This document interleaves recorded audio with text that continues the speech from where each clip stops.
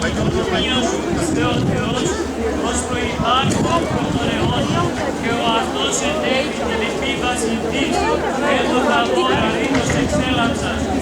Δόξα σοι ο Θεός ημών δόξα σοι, συλλαλούντες παριστήκησαν, του οπρεπώς ήλθο δεσπότη Χριστό, εις εν πυρός αλμίδι και γνώφο, και λεπτότατη άγρα προσωπήλησαν.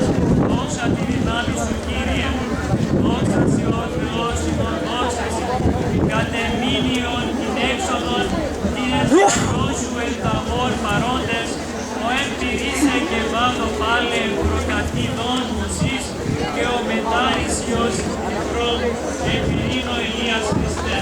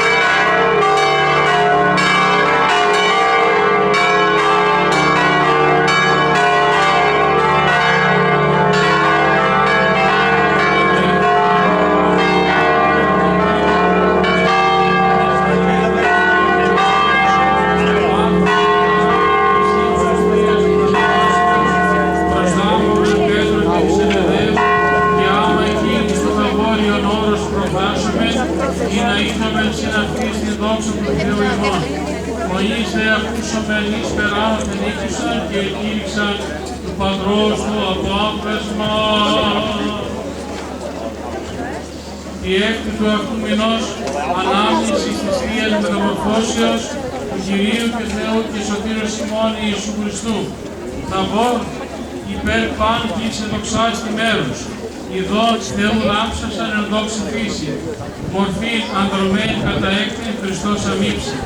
Αυτό η δόξη με το κράτος εις τους αιώνας των αιώνων. Αμήν.